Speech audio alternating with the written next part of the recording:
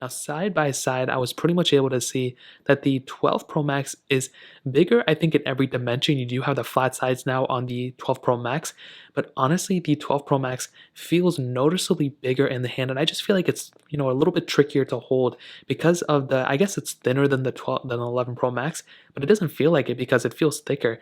With the 11 Pro Max with the curved sides, I feel like I can grip this one better in my hand. With the 12 Pro Max, it feels noticeably bigger, even though it's supposed to be somewhat in the same size. Now, on the front of the 11 Pro Max, we had that 6.5-inch Super Retina XDR OLED panel.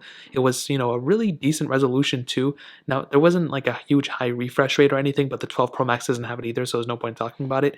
And as of last year, it was a really good panel, and even now, it's still a pretty decent panel. And I'm using a 12 Pro right now, but I kind of want to go back to the 11 Pro Max because of how good this phone feels in the hand. And you have the notch up top, which all other iPhones still do. So for sure, the 11 Pro Max had a really, really good panel.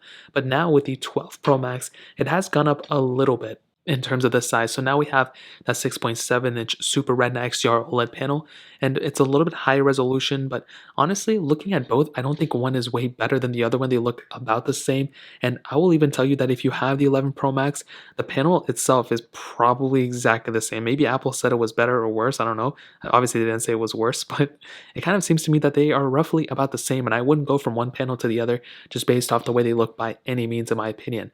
Now, in terms of the thickness, as somewhat stated before, the 12 Pro Max I think is supposed to be thinner or something like that. I don't know. It definitely doesn't feel thinner. The 12 Pro Max definitely feels like a way bigger phone. And I told people before, if you just are kind of okay with using an 11 Pro Max, like it's still big, but you kind of are okay with it, the 12 Pro Max is going to be a bit of a bigger curve. I think when I saw the keynote and everything, didn't seem that big of a difference, but now it definitely is when I'm holding them both. And it's definitely heavier too. And on the back, triple camera setups on both with the LiDAR sensor, frosted glass backs on both with wireless charging. And I've said this before, I think the frosted back feels better on the 11 Pro Max than on the 12 Pro Max.